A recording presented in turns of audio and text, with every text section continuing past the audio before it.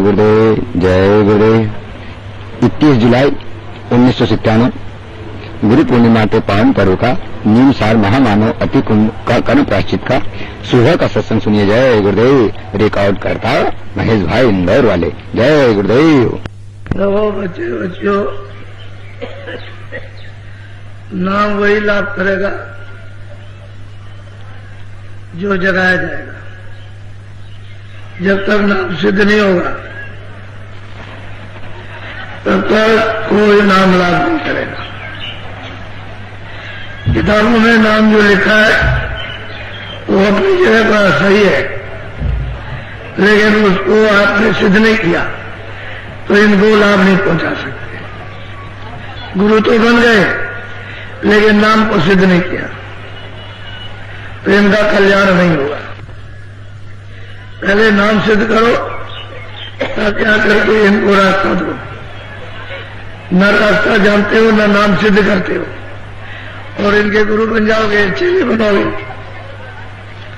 तो इनका भला नहीं होगा और आपका भी नहीं होगा, क्योंकि जो तुम्हारी रामायण है उसी में लिखा हुआ है साफ साफ। इधर उधर की कुछ नहीं, अपनी ही बात मान लो। अगर रामायण मानते हो तो उसको मानो। इसलिए नाम सिद्ध। जो महात्मा आते हैं तभी काम करते हैं जब नाम सिद्ध कर लेते हैं। सिद्ध नहीं होगा तो उन्हें कोई काम नहीं करना। चलो चलो बच्चों, चलो। आपका भी नाम नहीं है, ये तो उस प्रभु का नाम है और वही का भेद बताया जाता कि चलो भाई अपने घर अपने। और जो वो बेनाम का है उसका पहले भी कोई नाम नहीं था, अभी नहीं है। बीच में आप रख दो और जीवों का लाभ पहुंचा दो सिद्ध करके, बस वो बेनाम रहेगा। इसलिए शंका करने की जरूरत नहीं, कोई शंका मत करो। और काम क्या धोखे का, भजनी तो कराना है, दुनिया को समझा देना और दुनिया से मोड़ना और ये बता देना तुम्हारे मानो कर्तव्य क्या है उनको, और असली काम तुम्हारा भजन। चलो चलो बच्चे जल्दी निकलो।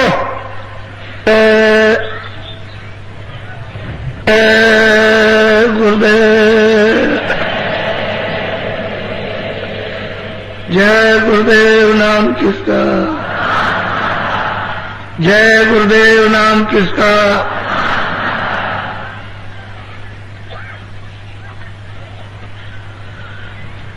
सतगुरु सतनाम तुमको को प्रणाम।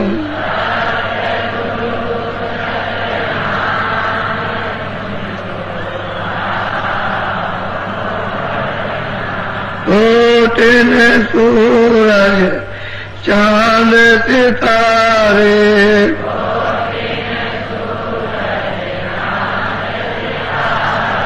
रोम रोम में करे उजारे।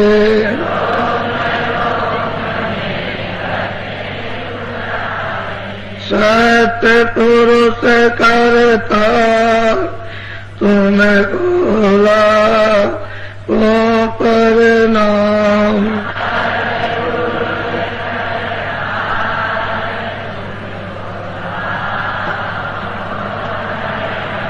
अरे वो सूरज चांद सितारे,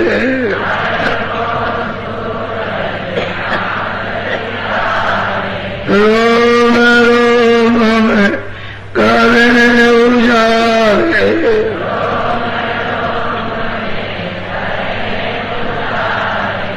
अलग पुरुष करता तुम्हें तोला को प्रणाम।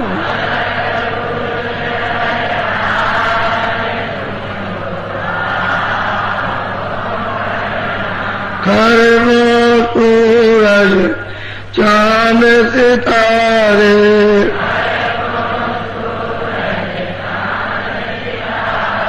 रोम रोम में करे उजारे,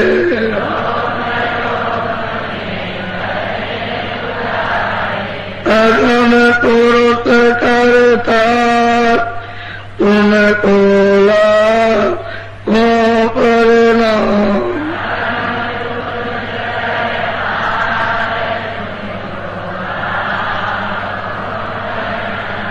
नील नील शशि बाण उतारे,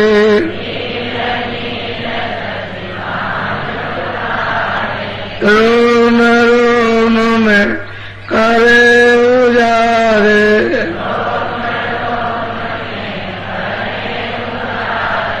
अनामी पुरुष करता तुम कोला को परिणाम,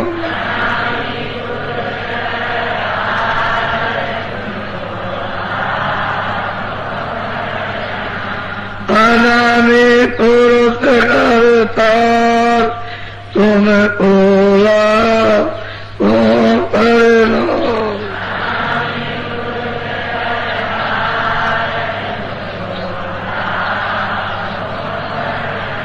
सतगुरु सतनाम तुम कोला को परिणाम,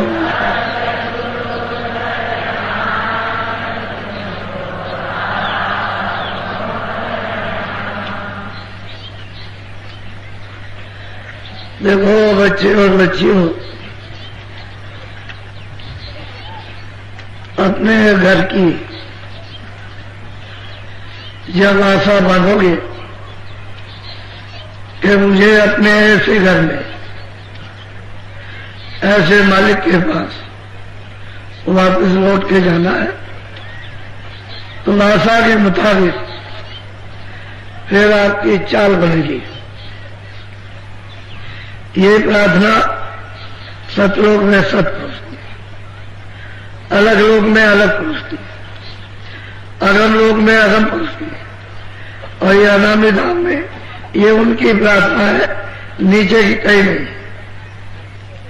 और चौथी मंजिल पर जो सूरज है, जिनका प्रकाश है, इतना इतना प्रकाश, उस सूरज का वर्णन किया गया, इनका नहीं, इनमें तो कुछ है ही नहीं। वो सूरज एक एक रोम में जिसके प्रकाश करते हो, उसके कितने उस शरीर में रोम होंगे, ये नहीं कोई गिन सकता। तो अपने घर में, अपने देश में, अपने प्रभु के पास जाने के लिए जब आशा बांधोगे और चाल शुरू करोगे तो सहज हो जाएगा, आसान हो जाएगा। अरे तो अपने को पता ही नहीं कि कहां जाना, ऐसे ही ऐसे नहीं। आशा बांधो अपने देश में, अपने घर में जाने की, तो काम सस्ता पड़ेगा, जल्दी पड़ेगा, सुलभ हो जाएगा, सीधा हो जाएगा, उतनी परेशानी दिक्कत नहीं होगी। लेकिन जब आशा ही नहीं बांधोगे तो फिर किधर के किधर जाओगे। कोई पूछे कहाँ जा रहे थे, कह लगे ऐसे जा रहे थे, ऐसे कहाँ जा रहे थे, कहीं तो विचार करके आए होगे, जंगल में जा रहे, किधर जा रहे, तो नहीं तो भटक जाओगे आप। आशा करो हमने, क्योंकि देश है वो तो अफजल धाम है, उसका नाश नहीं होता। जैसे पहले वैसे अभी भविष्य में वैसे रहेगा, और न वहां काल कभी जाएगा, न वहां मृत्यु कभी, न परिवर्तन कभी है। वहां के जितने भी स्थान है सब परिवर्तनशील है। ये मृत्युलोक पूरा, स्वर्गलोक पूरा, बैकुंठ लोक पूरा, शक्ति लोक पूरा, ईश्वर का धाम पूरा, माया का धाम पूरा, ब्रह्म का धाम पूरा, प्रकृति का पूरा, और पार्वत पर सब परिवर्तनशील है। कहीं भी किसी भी देश में कोई खंड है, कोई लोक रहने वाला नहीं है। ये सब स्थान पर्वत, जो आपका घर है सत्य देश, सत्य लोक वो अस्थायी है, अचल है। उसमें कोई परिवर्तन नहीं हो। ऐसा उस मालिक ने ये तीनों देश ऐसे रखे, अपना निज रूप यहां बैठा दिया। ये वो मालिक का निज रूप है। सतलोक में, अलग लोक में, अरब लोक, और यहां जो सूरत पहुंच जाएगी वो ऊपर उसको भेजा जाएगा। भाई यहीं तक जो कुछ है यहीं तक करना, आगे नहीं, यहीं तक। भगवान में पहुंच गए, उसके रूप का पूरा सतरूप का उसकी पूरा बोध हुआ, उसमें कोई किसी तरह की कमी नहीं। तो आशा के मुताबिक अभी हम लोग तमाम आशा, इसमें मेरा इसमें बांधे हुए, ये मेरा इसी में आशा बना करके भाषा बनाएंगे। आशा बना दी भाषा, तो जल की आशा जल में भाषा, थल की आशा थल में भाषा, वायु की आशा वायु में भाषा। अब अपनी आशा बना रखी हो वही जल हो जाए। जब आप इधर से सब जगह से हट के घर में जाने की आशा बनाओगे तो फिर भजन सुलभ हो जाएगा, आशा भी हो जाएगी, करने लगोगे और प्राप्त होने लगेगा, नहीं तो बड़ा मुश्किल होता। ये बात निश्चय है कि चाहे लड़का हो, चाहे लड़की हो, चाहे पति हो, चाहे पत्नी हो, चाहे पिता हो या पुत्र हो, आपको जाना सबको है, बचने वाला कोई नहीं। तो क्यों विलाप करते? किसके लिए? छाया के लिए। छाया तो नाशवान है, ये तो जड़ चीज है। अगर चेतन की आप फिक्र करते हो तो फिर आप अपने को चेतन को जगा लो और उसका भी भला हो जाएगा। जब तुम जाग जाओगे तो जहां भी होगी उसको भी लेगा।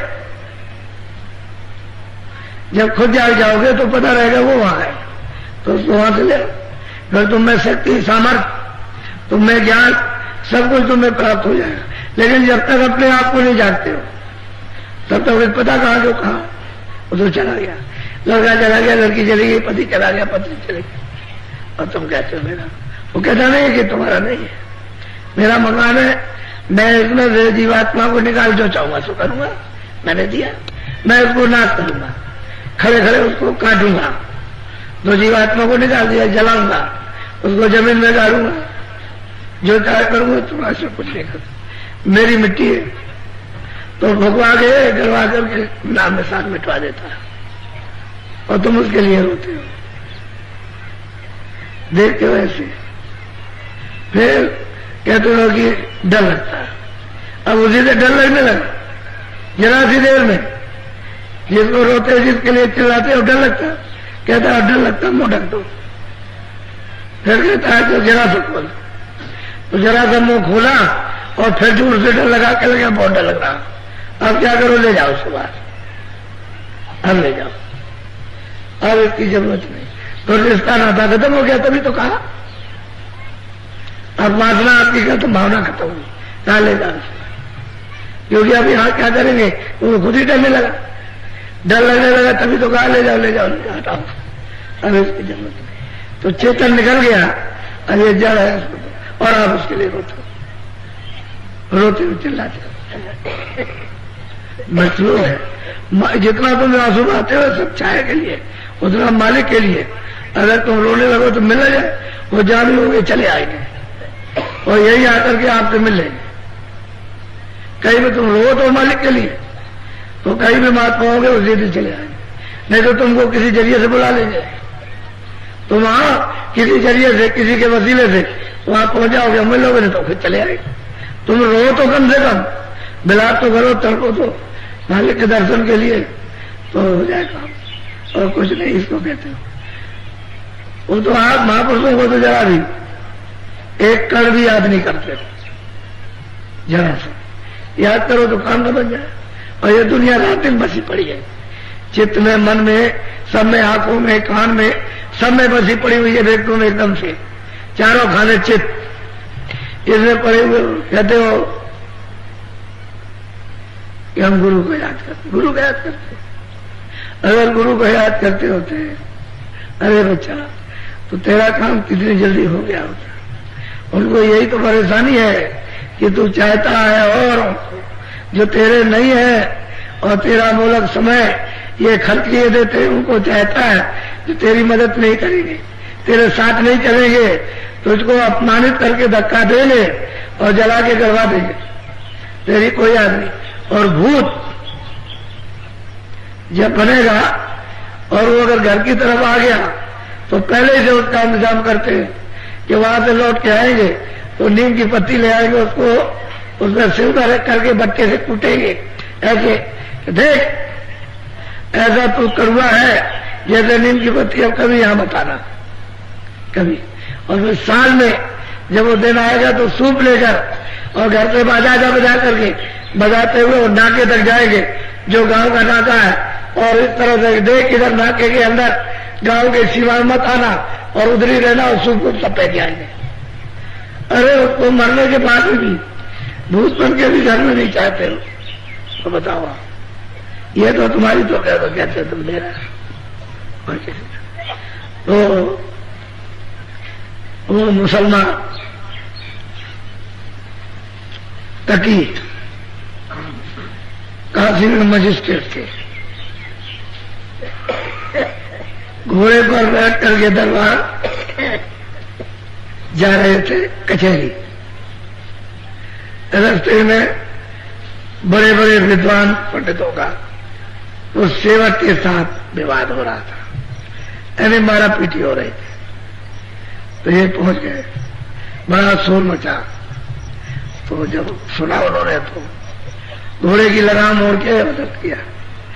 तो लोग जो जानते तो जानते सभी थे, तो सारे पंडितों वो मजिस्ट्रेट वो मतलब है कि आ रहे, तो सब लोगों ने बंद कर दिया। पूछा क्या जो हो रहा, क्या विवाद हो रहा, तो बताया, उनको बताया कि ऐसा ऐसा ऐसा ये सब। तो मारपीट तो उसे बंद कर दी, लेकिन फिर भी मुक्का लग यहाँ तो है ही, तो ये सब काम करते हैं। फिर ये सब इकट्ठे होकर के कि चलो हम तुम्हारे गुरु को देखते हैं, चल के वहां गए कुटी पर। वहां भी गुरु निकला तो मारो। पहले तो कहा कि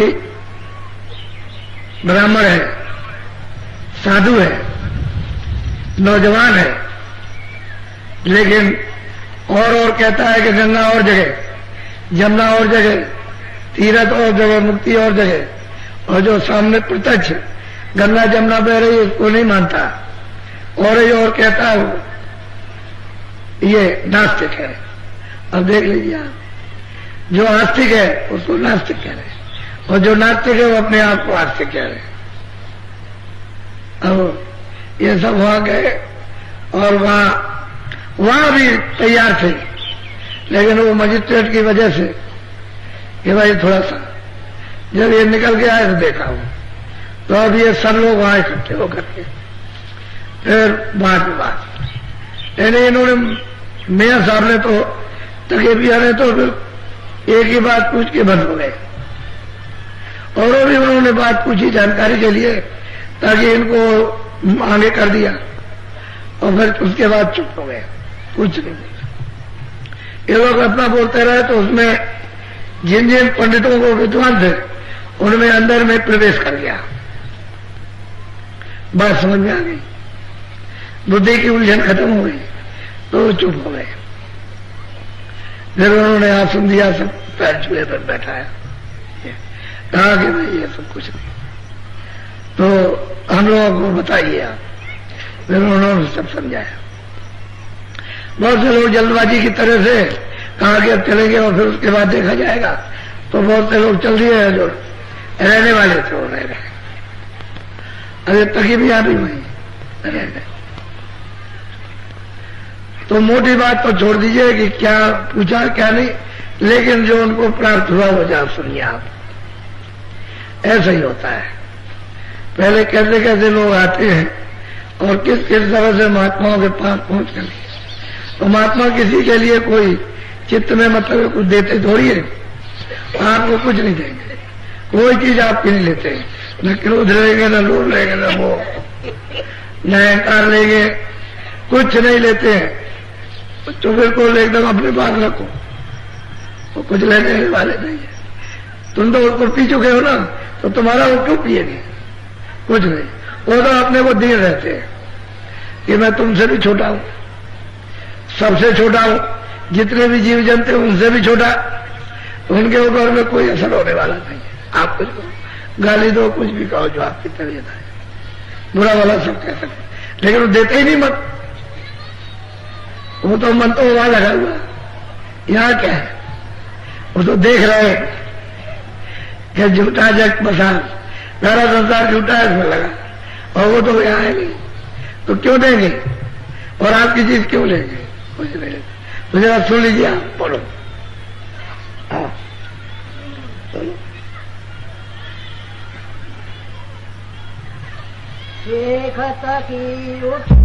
ये खोलो ना, बोला हाँ। शेखत की उठ के तब बोला, अपनी विधि बात सबको। इनको रास्ता मिल गया, ये घर में अपना गए, दरबार में भी जाते थे, तो ये बीच बीच में बोले, कह रहे कि हमारी ख्वाहिश नहीं है नौकरी चाकरी करने की। तो गोस्वामी जी कभी कभी कहते हैं कि अभी करो, अभी करो, घर में बैठ के जो बताया उसको करो, और दरबार जाया करो। तो आते जाते रहे और करते। एक दिन पहुंच गए, कह रहे हैं कि अरे महाराज हमारी अर्ज तो सुन लीजिए, मैं कुछ कहने के लिए आया। बोलो। खुदावंत एक अर्ज हमारी, मैं मुरीद मुर्शिद। बस पहले शुरू किया कि आप खुदा हो और मैं आपका बंदा हूं। इस बंदे की एक अर्जी है, उसको चित्त दे करके सुन लीजिए। उन्होंने उनको कहा खुदा हुआ और मैं आपका बंदा हूं, आपका सेवक हूं, और इस बंदे की सेवक की आपसे अर्जी है, एक अर्जी, उसको चित्त दे के बोलो। बंदे ने बकसी सी पाई, सो हजरत में कहो सुना। वो कहते हैं कि बंदे को जो बख्शीश मिली, जो खैरात मिली, जो आपने दान दिया इस बंदे को, आपकी, वो कहते हैं हजरत है आप, हजरत यानी खुदा भी आप है और हजरत भी आप है। जो बंदे को, जो सेवक को, जो मुरीद को जो बख्शीश मिली है, यानी जो महर की नजर, जो दया की दृष्टि, जो आपने रूहानी दौलत, आत्मिक धन जो आपने दिया, उसको चित्त लगा के कान से सुनिए। बोलो। एक रोज फजल असद कीजा, रूह चढ़ गई अगम की दीदा। कहते हैं कि मैं रोज जो आपने बताया, मैं रोज अभ्यास, रोज रियाज करता था, साधन करता था, भजन, ऐसे करते करते मेरा दिल तो नौकरी वोकरी में लगता नहीं, मेरी अब कोई ख्वाहिश नहीं, मेरी तो यही है कि अब मालिक की इबादत कर रहे हैं। एक दिन क्या हुआ कि सुबह हमारी रूह ये आसमान में चढ़ गई, इसके इधर बैठी, इसके ऊपर आसमान है, कहते हैं कि उधर चढ़ गई, जिधर जमीन है उसी तरफ को चढ़ गई, क्योंकि नीचे आकाश है और ऊपर में मतलब जमीन है। तो कहते हैं मेरी रूह, मेरी सूरत एकदम से चढ़ी आकाश की तरफ, ऐसे जैसे घोंसला से चिड़िया उड़ती है, ऐसे ही एकदम सीधी उड़ी। बोलो। चौरात सबक देखी वहाँ जा, जहाँ नबी की उठे। कहते हैं कि मैं वहां पहुंचा जो 14 तबक है, 14 भवन है, और वहां पर खुदा नबी की आवाज वहां हर वक्त होती रहती है। कहते हैं 14 तबक यानी 14 भवन जो वहां स्वर्ग वैकुंठ के, वो मैंने सब जाकर के वहां देखे, और वो मतलब ये कि उसकी आवाज वहां हो रही है, जिसके खुदा की आवाज हो रही है। तो आप हजरत है, आप ही खुदा है, और खुदाओं के भी खुदा आदि हैं। बोलो। रूह दौड़ पट अबरा तोड़ा 14 तबक रूह से हम कहते हैं रूह से, यानी जीवात्मा से और सूरज से वो दिखाई देता है आसमान, तो वहाँ एक निशान है, उस पर हमने अपनी रूह को लगाया तो वो एकदम से आसमान टूटा। ऐसा मालूम होता है कि न मालूम क्या टूट करके गिरा, इतना घोर शोर होता है। कहते हैं रूह गई और आसमान को तोड़ दिया। बोलो। रूह दौड़ पट अबरा तोड़ा 14 तबक रूह से फोड़ा। कहते हैं कि 14 तबक इस रूह से परे, जो ऊपर आकाश है उसको तोड़ दिया और उसके परे चला गया, परे, यानी ब्रह्मांड में प्रवेश, ब्रह्म में प्रवेश हो गया। बोलो। ले लगी जाई लाई के मागी साहिब रब बसे